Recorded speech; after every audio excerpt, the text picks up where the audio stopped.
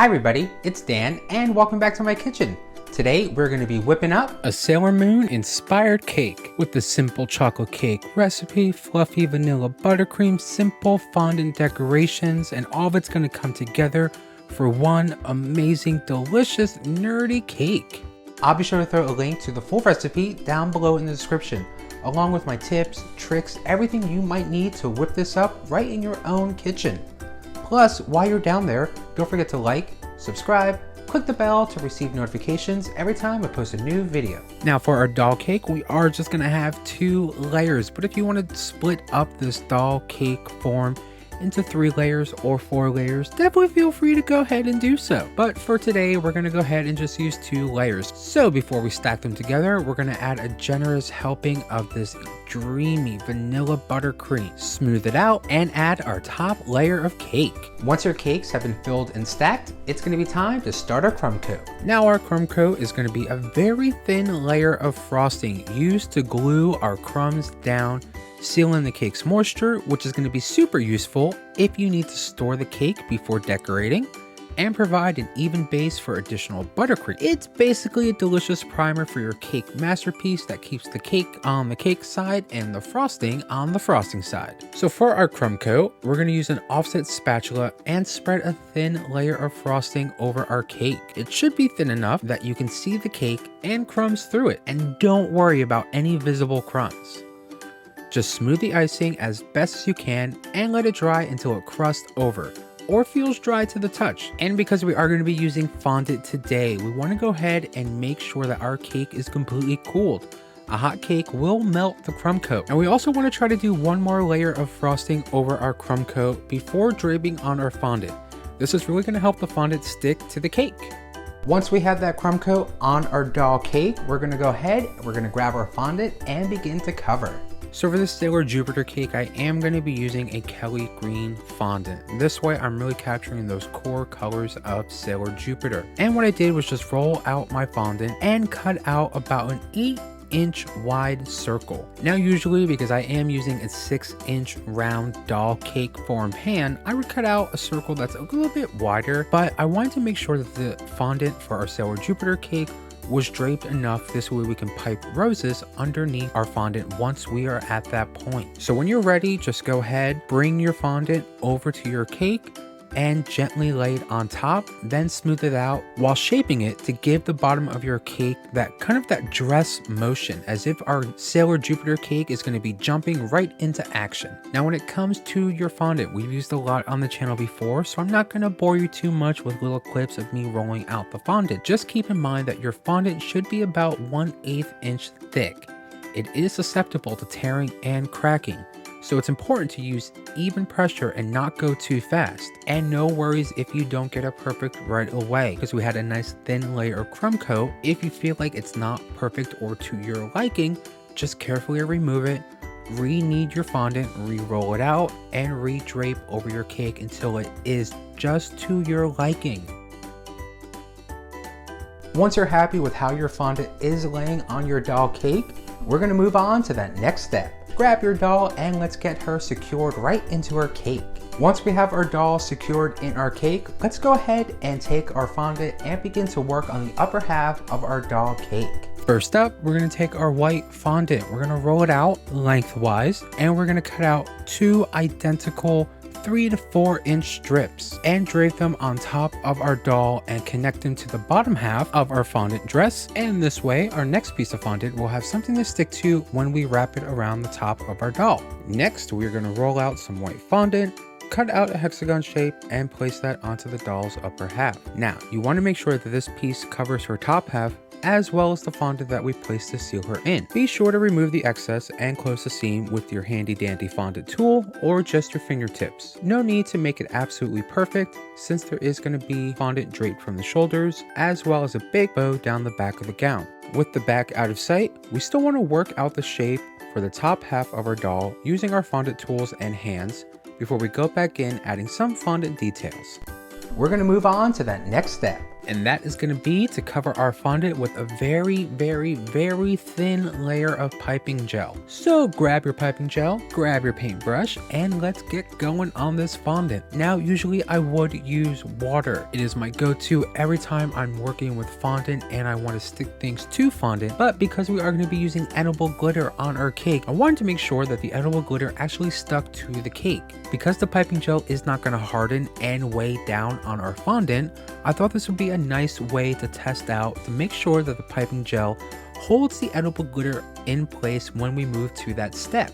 After that piping gel is on your fondant, grab your edible glitter, grab a paintbrush, and let's get started on getting this cake nice and sparkly. Now, when it comes to actually buying your edible glitter, be sure that you are actually looking at the labels for the type of glitter you want to use on this cake. Most edible glitters and luster dust should state edible on the label. If the label just says non-toxic or for decorative purposes only and does not include an ingredient list, the glitter should not be used directly on foods and should not be consumed at all. If the glitter you'd like to use is edible, it will likely say somewhere on its packaging edible glitter and include a list of ingredients that can commonly include sugar, cornstarch, maybe some color additives. Either way, don't be fooled by products that say non-toxic on the label. Just because it's non-toxic does not mean it's edible. For example, Play-Doh, non-toxic. You're not going to grab a chunk and eat that for breakfast. Luckily, it's pretty easy to figure out what's edible and what's purely aesthetic once you know what to look for. So always be sure to check the label and what's actually marked on the item itself.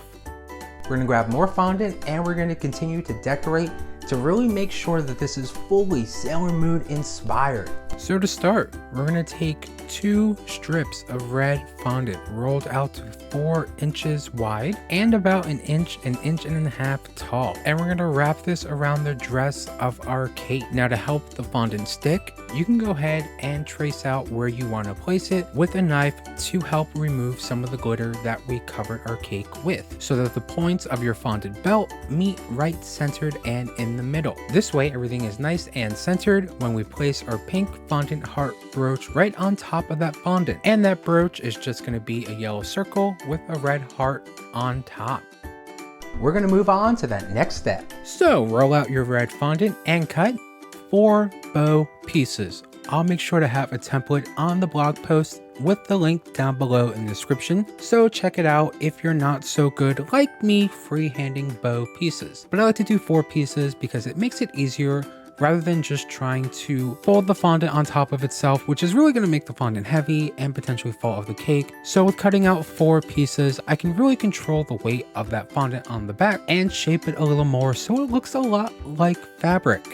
Let's go ahead and take our fondant and begin to decorate from the waist up of our doll. So what I'm going to do here is I'm going to take some pink fondant first, cut out a swallowtail shape with more of a U-neck, and just drape that around my doll's shoulders so the points meet right in the front. Then I'm going to go ahead, roll out a little bit of red fondant, and following that same method with our big red bow on our cake, I'm just going to cut out 4 small triangle shapes in red fondant. And this is going to be for the front bow that's going to sit right on top of our doll. And since no one's going to be eating the doll itself, feel free to add a little more sparkle up top with a little tiny press-on gemstone. Then we are going to grab more pink fondant and give our doll a pink necklace, topped with a small pink heart. And lastly, to finish off the top half of our doll cake, we're going to give both arms a pink cuff with small strips of pink fondant. Once you're happy with how your doll is dressed, we can begin to accessorize the bottom half of our cake with some frosted madeleines. Now for the madeleines, you can either use store-bought or check out my recipe over at my blog, links down below. Either way, when you have your madeleines and you're ready to decorate, you want to go ahead and frost the top of all your madeleines with pink buttercream frosting. Once those madeleines are frosted with pink, grab your white buttercream frosting, and at the bottom of each madeleine, you want to pipe a white circle, followed up with white buttercream frosting piped rabbit ears. Since Sailor Chibi Moon's Odongo shields are rabbit ear shaped. Finishing off our madeleine frosting, we're going to grab red buttercream frosting and pipe smaller red circles on top of the white circle that we piped on. After you're all done frosting your madeleine cookies, grab your pink frosting and pipe dollops around the base of your Sailor Chibi Moon cake where you'd like to place your madeleine cookies, and then just gently press them on top of those dollops.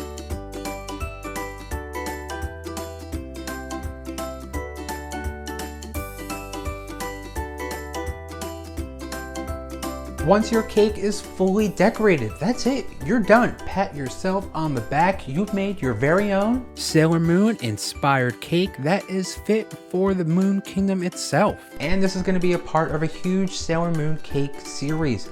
We've done Sailor Moon cakes on the channel before. I had fun. I'm such a big Moony, huge Sailor Moon fan. So I was thinking, sketching up some cake designs. I was like, you know what? Let's do maybe another 24 Sailor Moon inspired cakes. So be sure to head to those comments down below and let me know your favorite Sailor Moon scout so we can go ahead and make sure that she gets their very own cake. And that is a wrap. Thank you so much for hanging out today in my kitchen and checking out this amazing new recipe. Don't forget, if you want even more, like, subscribe, click the bell to receive notifications every time I post a new video. And if you whip this up right at home, don't forget to give a tag on Instagram. You know, let me see what you're baking up in your kitchen. Alrighty, well, I'm gonna grab a slice of this cake, enjoy the day, enjoy the weather. Hope you get to do the same. And as always, I will see you in the next video very, very soon. Bye-bye.